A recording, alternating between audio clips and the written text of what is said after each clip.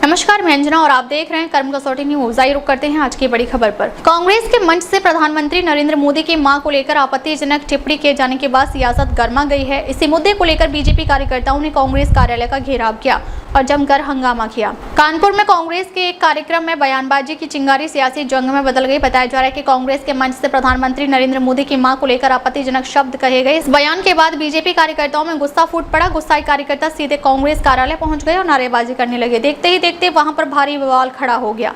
BJP और कांग्रेस कार्यकर्ताओं के बीच जमकर धक्का मुक्की हुई और दोनों पक्षों ने एक दूसरे पर सब्जियां तक फेंकी। इस दौरान अफरा तफरी का माहौल बन गया।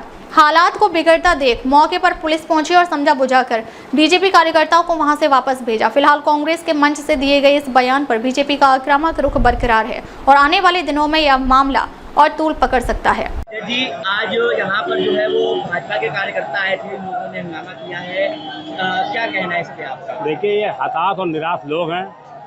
जब इनकी वोट चोरी आदरणीय राहुल गांधी जी ने पकड़ ली और बिहार में जिस तरीके से जनता का समर्थन वोट चोरी के खिलाफ मिला, उससे बौखला करके एक तो इन्होंने अपने ही अल्पसंख्यक प्रकोष्ठ के पदाधिकारी से मोदी को गाली दिलाने का काम किया।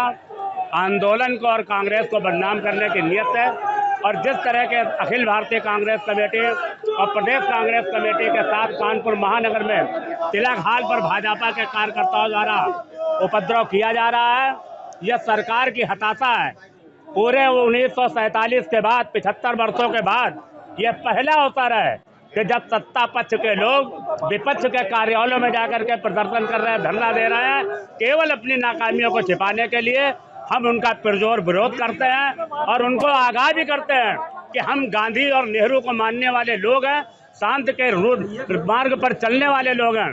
लेकिन अगर आपने हमला किया, आपने अराजकता की, तो हमें भगत सिंह और चंद्रशेखर बनने में भी देर नहीं लगेगी। जी, ऐसी क्या वजह रही है कि कांग्रेस के मंच पे एक बीजेपी का कार्यकर्ता पहुंचा और वो प्रधानमंत्री को गाली देता है? कहीं नहीं। देखिए, एक चीज बिल्कुल खुल के सामने आ गई है, वो व्हाट्सएप पे, फेसबुक पे, सोशल मीडिया पे चल रहा है कि वो लड़का रिजवी, जो आप जानते हैं कि ज़्यादातर जो है रिजवी जो है सियासी वर्ग के लोग वो भारतीय जनता पार्टी के साथ जुड़े हैं, उससे गाली बकवा करके दो चीज़ें की।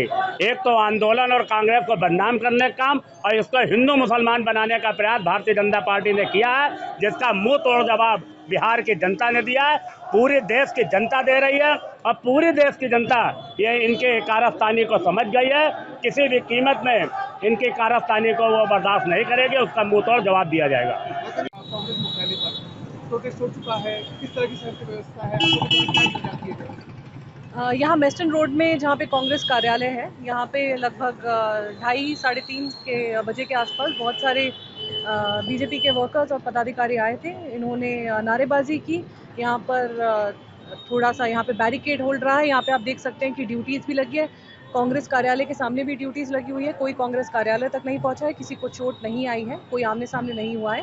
अब वो अपना उन लोगों ने नारेबाजी की है और अब यहाँ से चले गए हैं और शांति व्यवस्था है।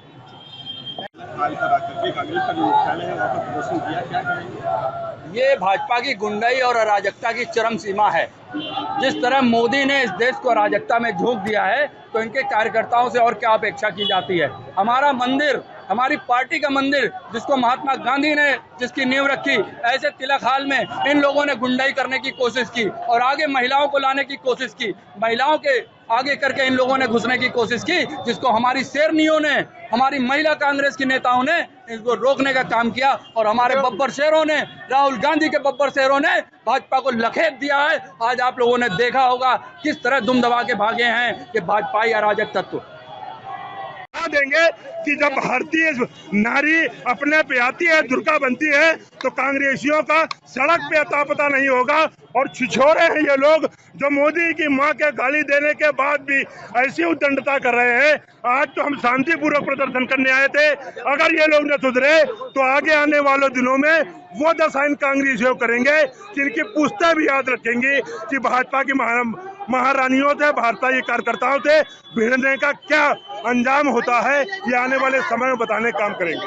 प्रोटेस्ट किया गया है, किस चीज को लेकर प्रोटेस्ट किया गया है? देखिए, ये देश इस कष्ट से लगातार गुजर रहा है।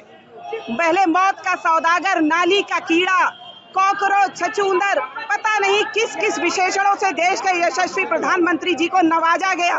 और आज तो सीमा पार हो चुकी है। वो 100 वर्ष पूरे करने वाली वृद्धा, वो ऐसी शतायु देश के यशस्वी प्रधानमंत्री जी की माँ जो स्वर्ग में है, उनको तक नहीं छोड़ा है।